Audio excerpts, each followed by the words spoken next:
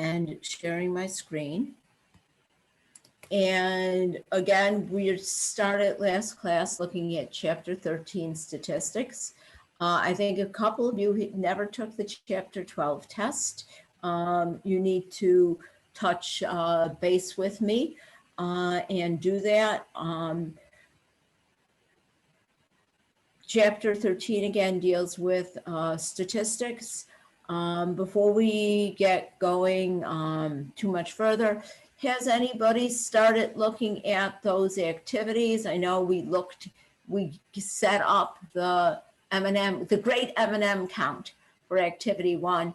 That's usually a fun one to do on campus because it's, you know, it's candy math, as are, I think, most of the activities in this chapter are kind of interesting hands-on ways of covering the material that are all things that I could actually picture doing with an elementary class.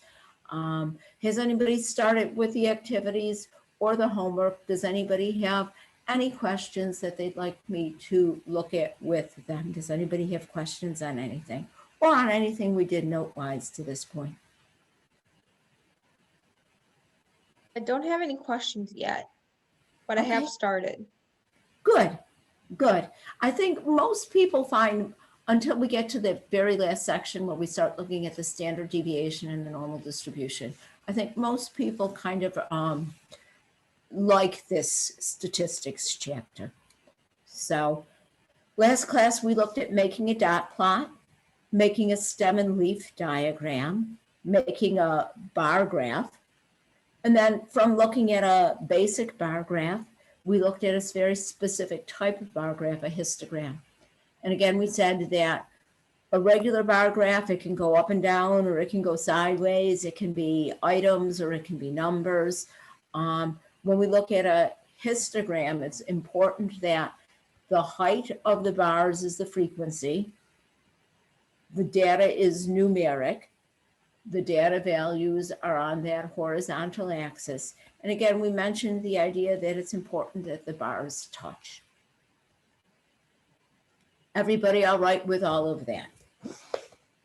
Am I correcting in assuming, I think you guys are all of the age group that in high school you looked at stem and leaf diagrams and histograms, yes or no?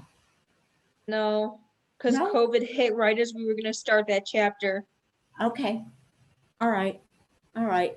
Oh boy. But do they make sense? Yeah. Okay, great. Then the next way of organizing data that we're going to look at is a frequency distribution. And a frequency distribution is a table. It shows the data values and their frequency.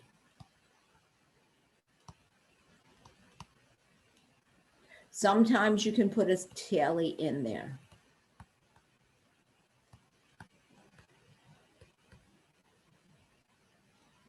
And so rather than resurveying the class, I'm going to go through and I'm going to make a frequency distribution for those shoe sizes that we collected last time. And so we'll have one column for the size, and we'll have one column for the frequency. Our sizes were 5, 6, 7, 8, 9, and 10. And let's see our frequencies. Looking at the histogram, there was 1, 5, 1, 6, 4 7s, 2 8s, 1 9, and 2 10s. And so frequency is just a table that's used to show the values and how often they occur. Sometimes you might see, and I'm going to write this off to the side, a grouped frequency distribution.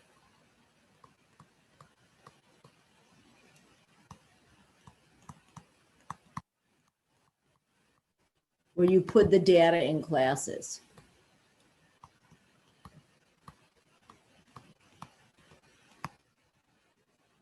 when I look at that group frequency distribution, it's important that there's no overlap between the classes.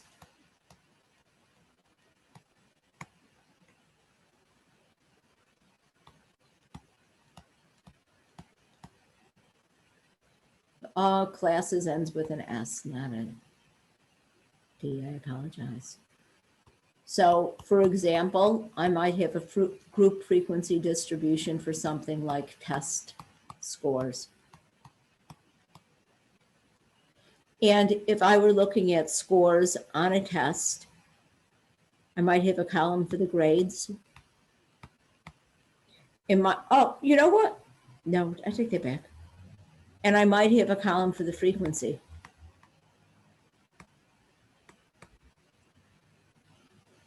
And rather than giving each individual grade, what I might end up doing is looking at how many grades there are in each grouping. And so let's say, for example, I might have grades going from 50 to 59, 60 to 69, 70 to 79, 80 to 89, 90 to 99. And notice that I don't want to go 50 to 60, 60 to 70, and so on, because I want to make sure that there is no overlap in the groups. I don't want to I want to make sure that there is no class that has each, the same value in two separate classes. And so I'm going to look at chapter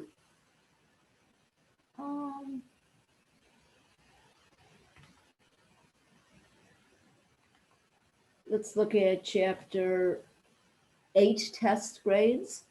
And as I'm going through and looking at them, there was one in the 90s, there was one in the 80s, there were 3 in the 70s, there were 3 in the 60s, and there were 2 in the 50s. And so that would be a grouped frequency distribution.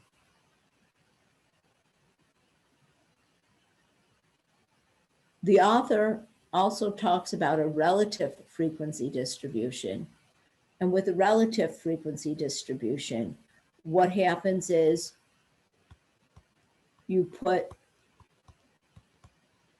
the percent of the data instead of the frequency.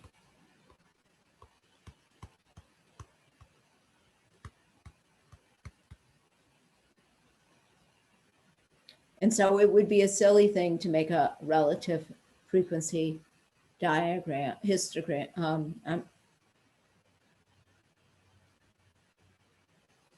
gram of, but let's look at the relative frequency histogram for, do we want to do this with the shoe sizes? We might as well as.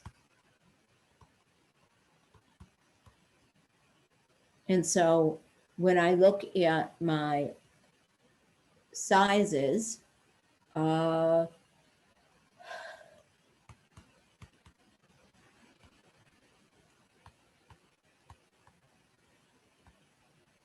I want to find the relative frequency, let's see, we had 5, 6, 7, 8, 9, 10.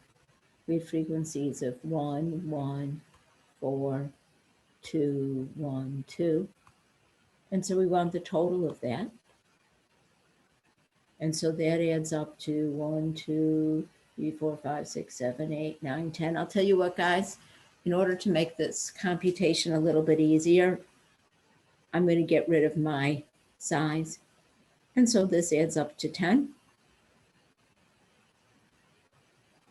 And so relative frequency, 6 would be 1/10. or 0.1 or 10%. 7 would be 4/10 or 0.4 or 40%. 8 would be 2/10 or 0.2 or 20%.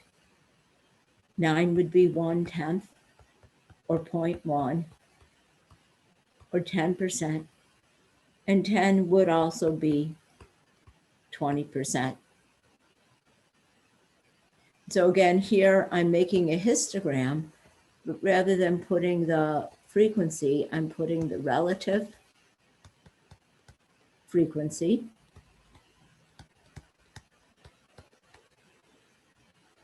Here, my data would be my sizes.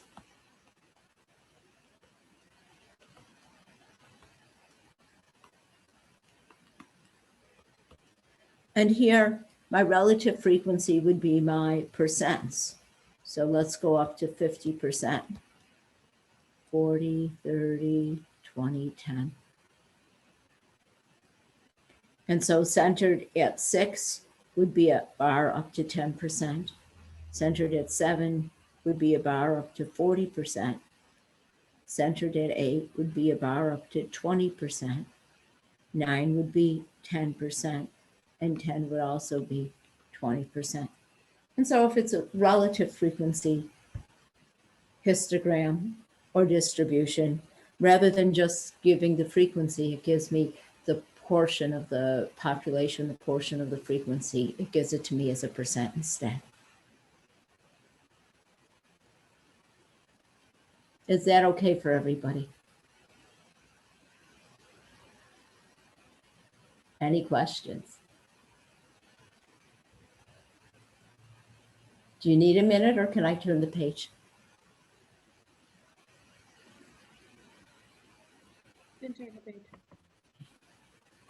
And I'm sitting and thinking that, oh, no.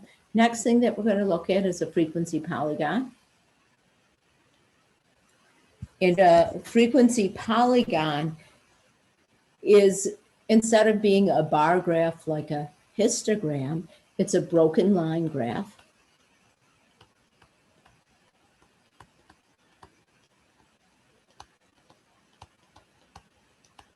With a frequency polygon, like with a histogram, the horizontal axis are my data values. The vertical axis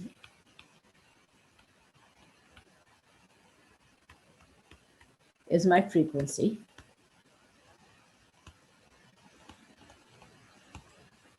And what I'm going to do is I'm going to plot points.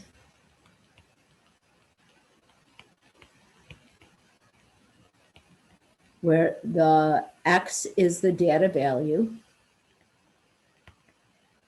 and the Y is the frequency, and then connect the points.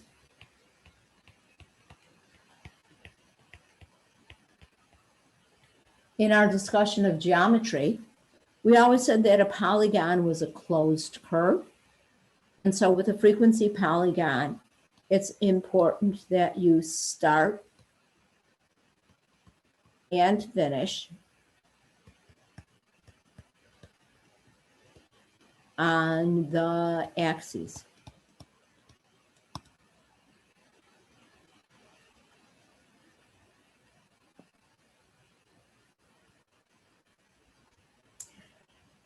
And I feel like I'm overusing the data, but I'm going to make a frequency polygon for the shoe sizes.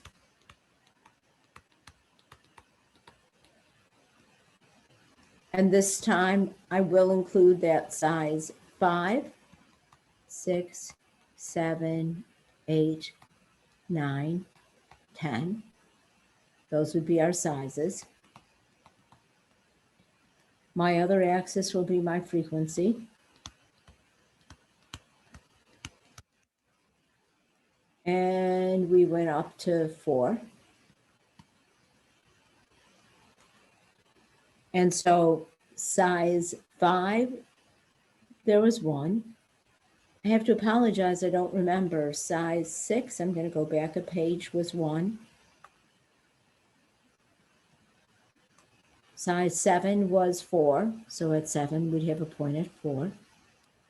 8 was 2, so we'd have that point 8, 9 was 1. 10 was 2. And then we're just going to connect the dots, kind of play dot to dot with straight lines. But you see how this doesn't look like a closed figure. It's open at the ends. And so to make it a closed figure, I'm going to include one value smaller, 4, and one value larger, 11. We had no size 4, so we'd have a 0.40. And you see how that closes up the end of that polygon.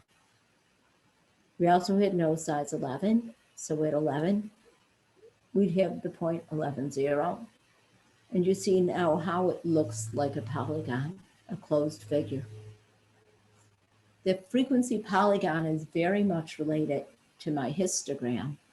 It's kind of like if I would have put a dot on the top of each of the bars of my histogram and connected the dots. Is everybody comfortable with making a frequency polygon?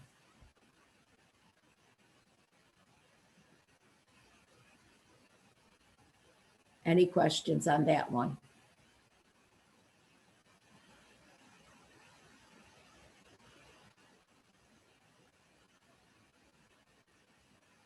If not,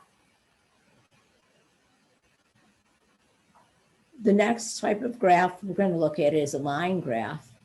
And this we use for, it's called bivariate data, where each data, piece of data has 2 values.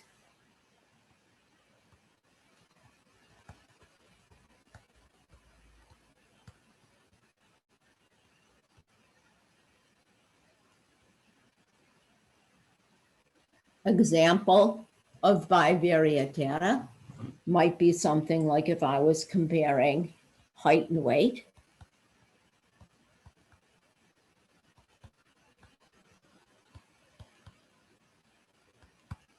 Another example that I'm going to use is I'm going to be comparing date and temperature.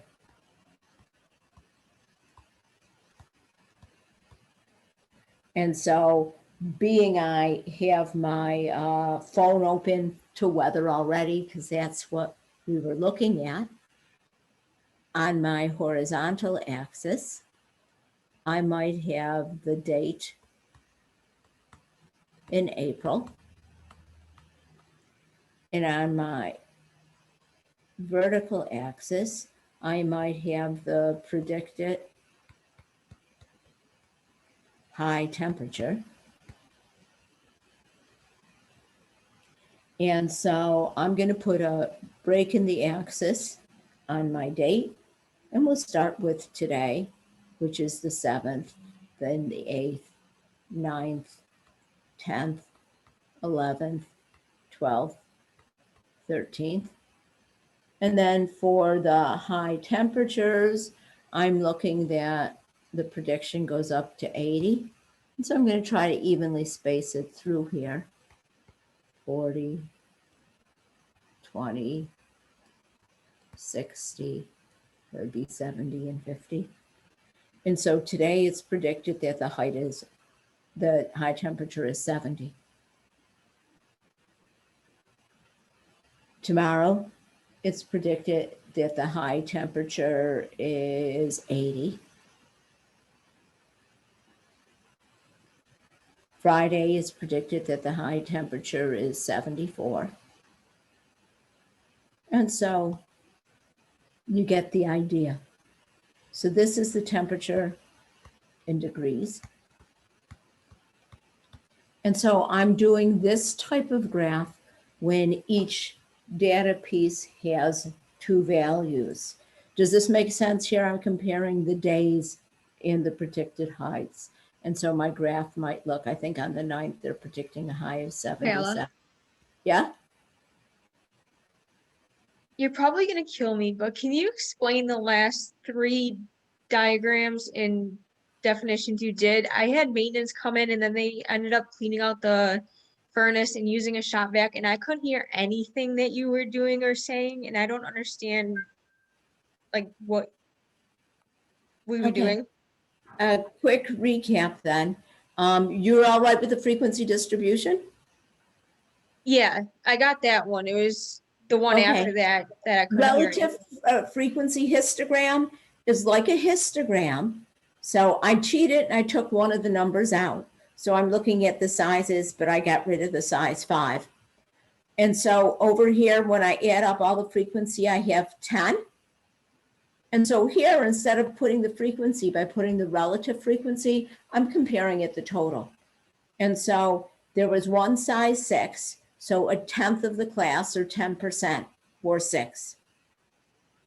There were 4 size 7s, so 4/10, or 40% of the class wore size 7. 2/8 would be 20% of the class. And so over here, instead of labeling this axis with a frequency, I'm labeling it with my relative frequencies, which are my percentages. Does that make more sense, hon? Yeah. Okay. Then that frequency polygon is similar to a histogram in which I've got my data on the horizontal and the frequency on the vertical. But instead of making bars, I'm going to just put points. So we had one size 5, there was 1. Size 6, there was 1. So that's the 0.61. Size 7, there were 4. So that's the 0.74. Size 8, there were 2. So that's the 0.82. And then I just connect them, playing dot to dot. Okay. When we just connected them, though, it didn't look like a polygon. It had open ends. A polygon is supposed to be a closed closed curve. I'm sorry. So to make it a closed curve, I go one number further. There were no size 4, so at 4 will be 0. There were no size 11, so at 11 will be 0. And you see how adding those two end numbers makes it a closed figure? Mm-hmm. And so that's a frequency polygon. And then Okay. were you all right with the line graph? For line graph, we're looking at where each data value is a point. It's got two things. So for example, if I were to compare the day and the temperature prediction, today the predicted high is 70. So April 7th is 70. Tomorrow it's 80. April 8th is 80. The next day it's 74, I think. So 874. And so this, it's called a line graph if we're comparing each point represents a data value, and it's not the frequency, but rather each value has two things with it. For example, if I looked at everybody, I won't ask you guys this information, but if I asked everybody in class their height and their weight, it would be like a height weight chart where the heights would be along one axis and the weights would be along the other. Okay? Okay, thank you. You're welcome. Now, can I go on the assumption that everybody in class is familiar with a pie chart or a circle graph? Yes. And what we do is we have the percent of the circle represent the percent of the data.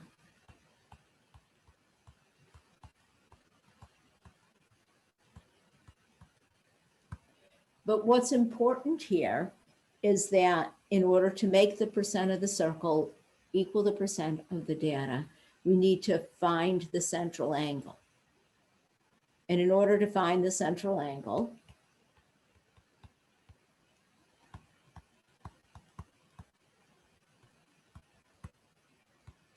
Does everybody remember that when I go all the way around a circle, I'm going 360 degrees? So to find the central angle, we have to find the percent of 360 degrees.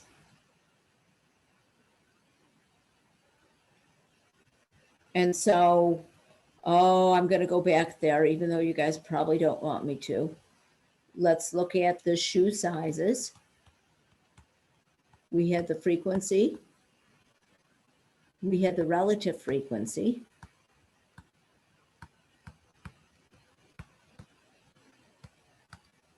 And so now we're going to have to add the central angle. And so again, I'm going to use that one where we started with 6 so that our numbers were a little bit nicer. 7, 8, 9, 10. There was 1 6, 4 7s, 2 8s, 1 9, and 2 10s. So that added up to 10. And so the relative frequency was 1/10 or 0.1. This was 4/10 or 0.4. This was 2/10 or 0.2. 1/10 is 0.1. And 2/10 is 0.2. And so now for the central angle, what we want to do is we want to take that relative frequency and multiply it by our 360 degrees. So a size 6, the 10th of 360 would be 36 degrees. 4/10 of 360 would be 144 degrees. 2/10 of 360 would be 72 degrees. 1/10 of 360 would be 36 degrees. And again, 2/10 of 360 would be 72 degrees. And so if I were to draw my circle diagram, my pie chart for shoe sizes,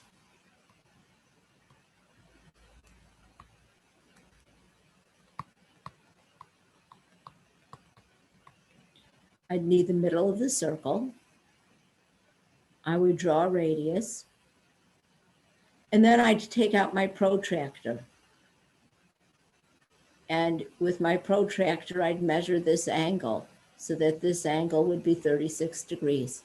I wouldn't necessarily write the degree measure on it, but I'd want it to be exact. And this would be size 6. And then, and that would be 10% of the class. Then the next angle would be 144 degrees.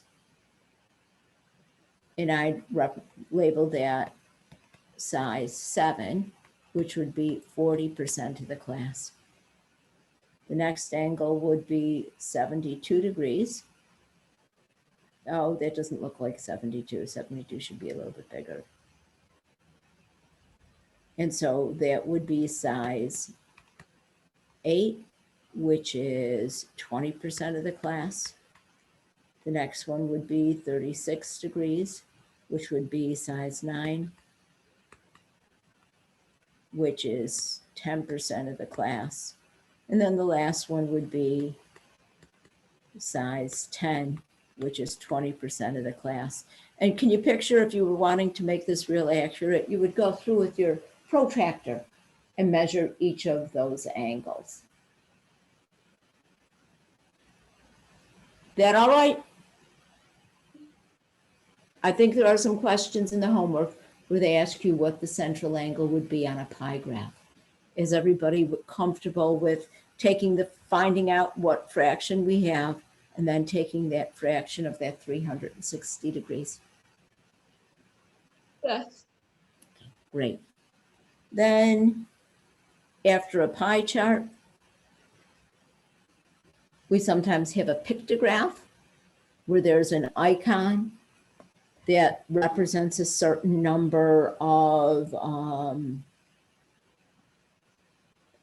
data values.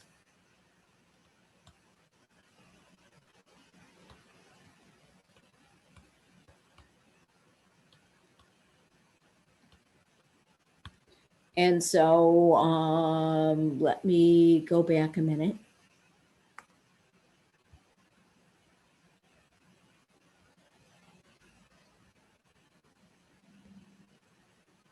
No, that's not what I wanted to do.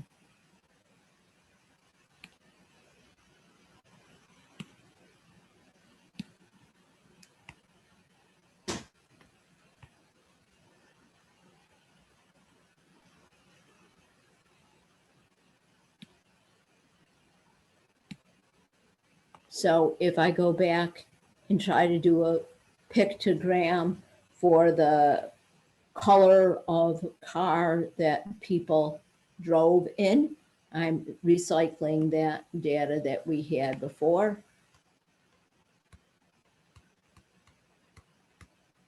And so here, hopefully, I can paste that list. Oh, it's way too big and way in the wrong place.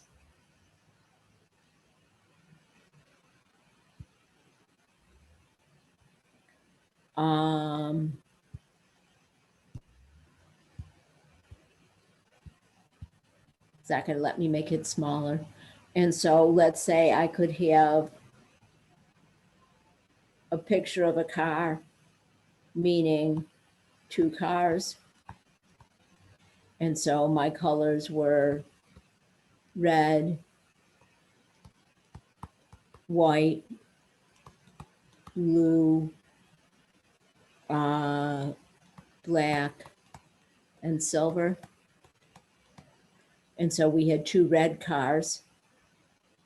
So we put that. We had 3 white cars. And so 3, well, if that represents 2 cars, then we'd have like a car and a half. Blue, there was only 1. So for blue, we'd only have half a car. Black, there was only 1. So for black, we'd only have half a car. And for silver, there's only 1. So for silver, we'd only have half a car.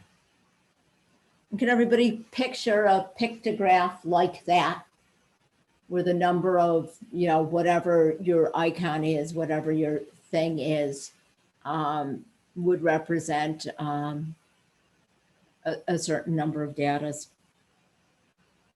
We good? You're asked to make a pictograph in the M&M chapter after you go through and find the number of M&Ms of each color. You're making a pictogram where you have an M&M and you have to decide how many you want each M&M to represent, depending on the total number of each color for the class. Okay.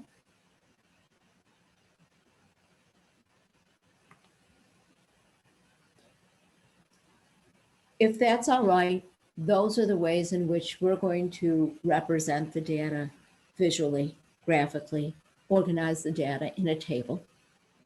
From there, we get into the idea of descriptive statistics, and we've got different numeric statistics.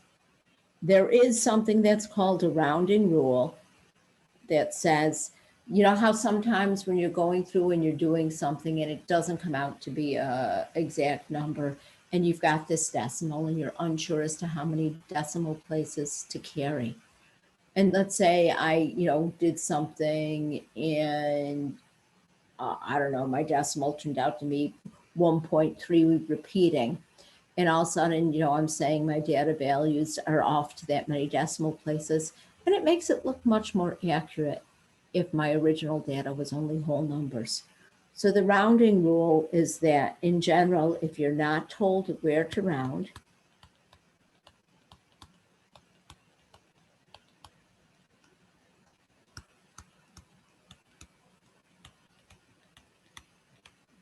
We're going to round 1 decimal place.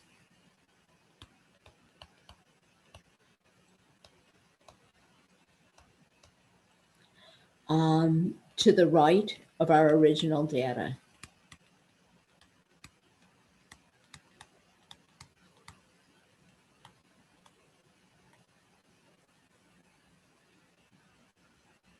And so to say that we're going 1 decimal place to the right of our original data means if my original data was all whole numbers, 1 place further would be rounding it to the 10th. Instead, if my original data was all numbers like thousands, then 1 place to the right would be hundreds, and so on. So that we're just going to go 1 place value more accurate than our original data. When we look at large amounts of data, a lot of times we worry about measures of central tendency, and they're just descriptions of the center or middle of the data.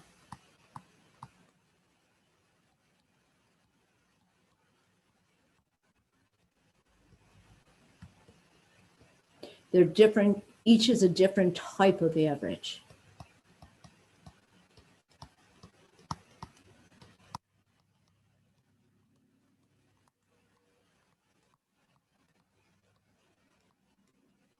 And so we're going to go through and find these measures of central tendency. In order to do that, let's make a new data set. For our data set, I'd like to know the number of siblings of students in class.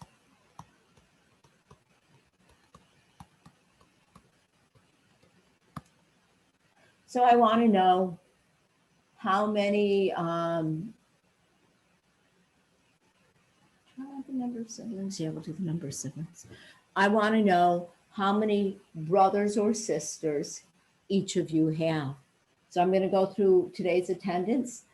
Kelsey, do you have any brothers or sisters? How many? I have 1 brother. Victoria, do you have any brothers or sisters? How many? I have 2 brothers and 1 sister.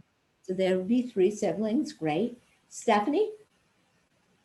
I'm an only child. Okay, great. Megan? Do you have any brothers or sisters? Okay. Naomi, do you have any brothers or sisters? 6. Megan, is that you? Naomi, do you have any brothers or sisters? 6. 6. Okay, great. Elizabeth, how about you? 4. Okay. Ava? 1. I'm sorry, I couldn't hear you. I said 1. Thank you. Emily? I had a brother and a sister. 2, great. Allison? I have 2 siblings. Okay, great. Kayla?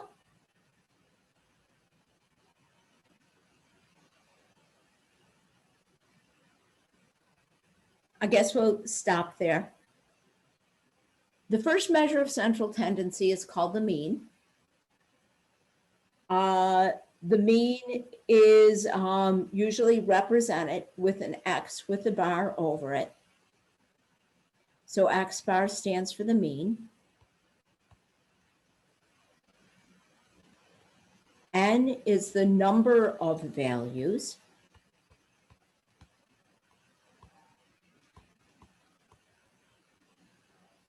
We're going to use a subscripted X. X sub I would be each value.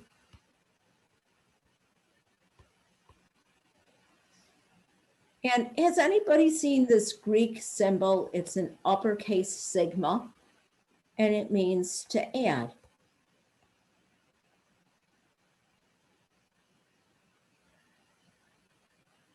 And so we'll say that the mean X bar is the sum of all of my data values divided by the number of values.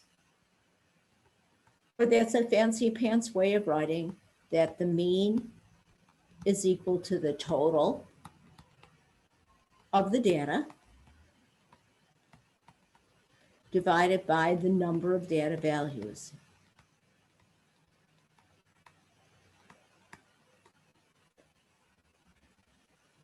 And this is usually what people think of when they think of the average. And so for the mean number of siblings, here the mean would be the sum 1 plus 3 plus 0 plus 6 plus 4 plus 1 plus 2 plus 2. So what is that? 2, 4, 5, 15, 16, 17, 18, 19, divided by the number of values, 1, 2, 3, 4, 5, 6, 7, 8. And so 19 divided by 8, let's see, that would be 2 3/8.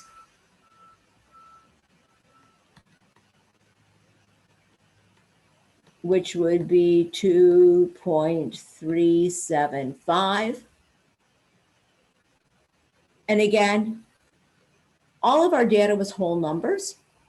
And so we'll round that to 2.4 using our rounding rule, one value further. Couple questions. Was there anybody who had 2.4 siblings?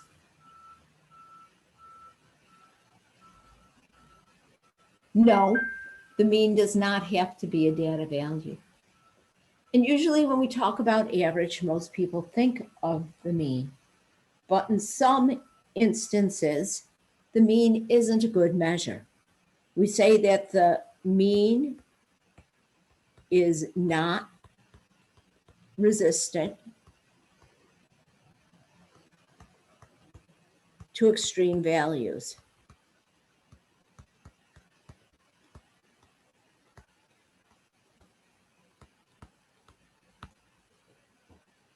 And so as I look at the number of siblings people in class had, a little bit over 2 sounds like a reasonable measure for the average. I'm going to do a little bit of playing around on the scrap paper side here. What if instead of being an only child, there was a family, and I knew a family in where I first taught, of 13. And so then the mean, instead of adding 0, I'd replace that 0 with 13.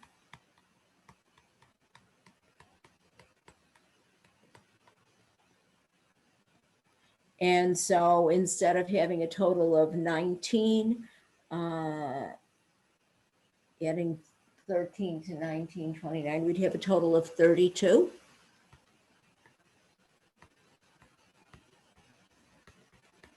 Which would be 4.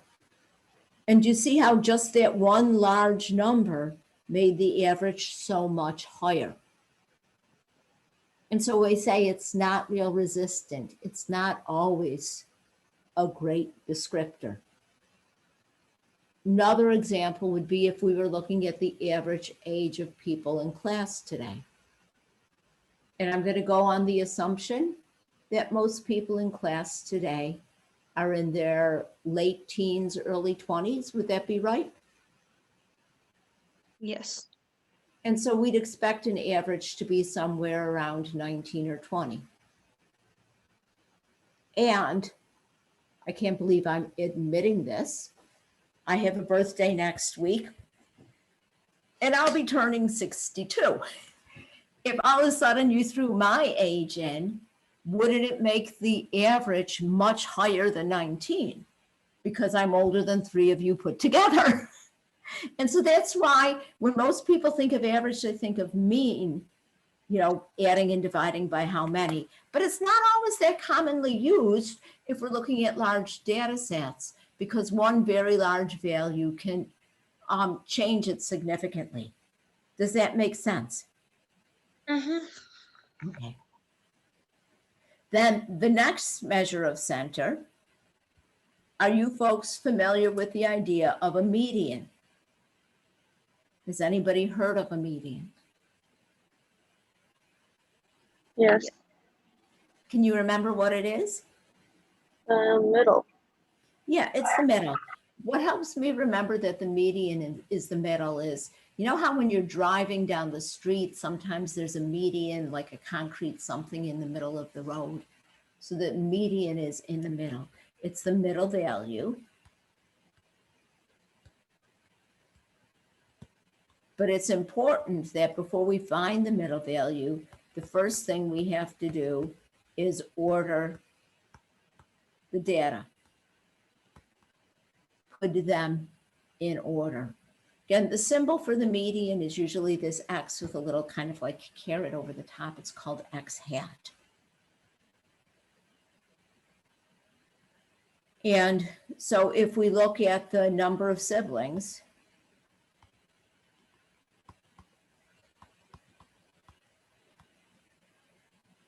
if I were to put it in order, smallest family was the only child, no siblings, then we'd have 1, 1, 2, 2, 3, 4, 6. And here, because there are 8 values, if there's an even number of values, there isn't a single value in the middle, but there's 2 in the middle. The mean would be halfway between those. So we take the sum of the middle 2 and divide it by 2.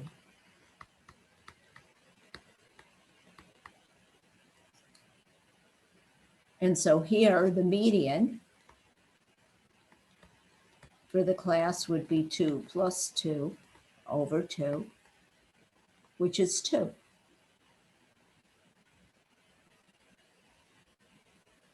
I'm going to add that large family.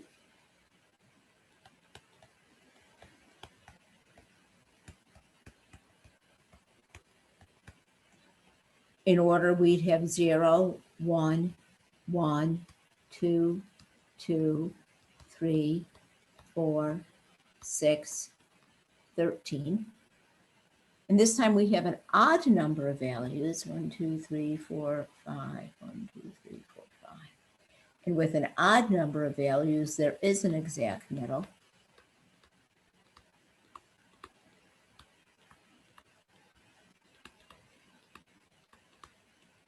And so here, the median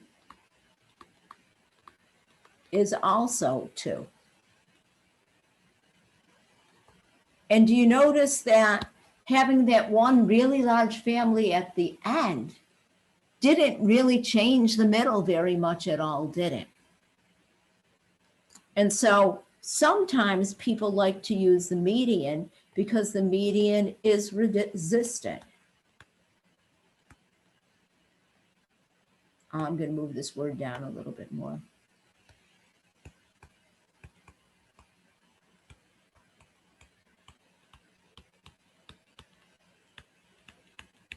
Having one extremely large number or one extremely small number won't change the median as significantly as it changes the mean. Everybody all right with finding the median? Oh, crap. I just looked at the clock. And it is that time, 10 of, and so I guess it's time to end class. You guys are so polite. None of you got anxious and told me that I was taking too long.